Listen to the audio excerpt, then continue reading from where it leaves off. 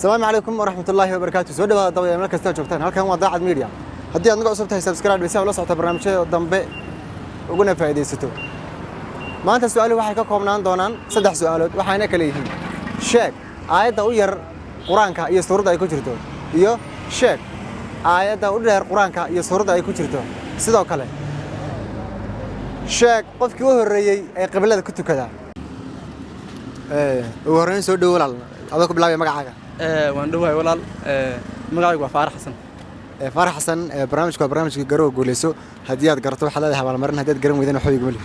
haye diyaar waxaad sheegtaa Faaraxow aayadda u yar Quraanka iyo suurada ay ku jirto. aayadda ugu yar Quraanka waa Tuma Nadar waxay ku jirtaa suurad Mudaththir.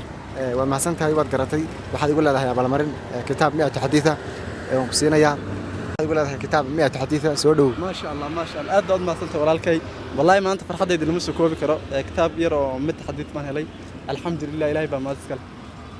sidoo warta barnaamijka Faaraxow barnaamijka 100% waan soo dhaweynayaa waxaan leeyahay keep going. ugu horreyn ku soo dhaw daacad media adigoo ku bilaabay magacaaga. waan ku dhawaasay magacaygu waa Xirsi Cabdi Xasan. xirsiyow waxaan rabaa barnaamijku waa barnaamij Garow Guuleyso su'aal baan ku weydiinaya sidoo warta. waa caadi weyn insha Allah isku dayaan.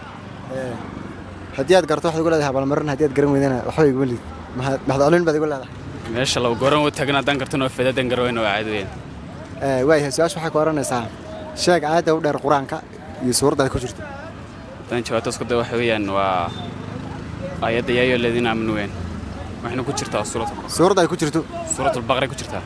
ku adkaysanaysaa ku adkaysanaysaa baqara ku jirtaa.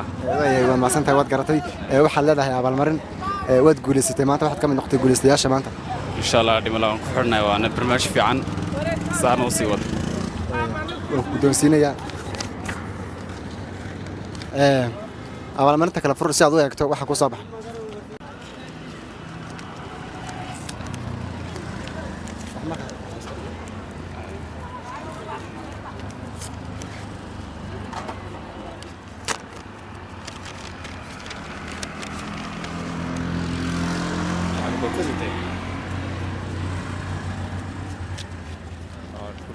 sidoo waragta barnaamijka waa caadi barnaamij fiican weeyaan waana ku xirnay challenge saana sii wad insha Allah.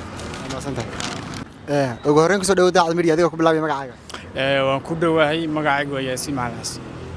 Yaasiinow barnaamijku waa barnaamijka Garow Guuleyso waa su'aalo diiniya haddii aad garato waxaad igu leedahay abaalmarin haddii aad garan weydana shil iguma leh. waa dhib male waa caadi laba goor waa isku mid. isku dayaysaa waxaad sheegtaa aayadda u dheer Quraanka iyo suurada ay ku jirto. aayadda u dheer waa yaa ayyuhal ladina aamanu jirtaa baqara. waad garatay maanta waxaad ka mid noqotay guuleystayaasha maanta. bismillaah horta marka hore waad mahadsantahay waan ku faraxsanahay inaan barnaamijka ka soo qayb galo inaan ku guuleystana aad iyo aad baan ugu faraxsanahay waan dhiirigelinayaa saa u sii wadaan ilaa. salaam calaykum. mahadsantahay.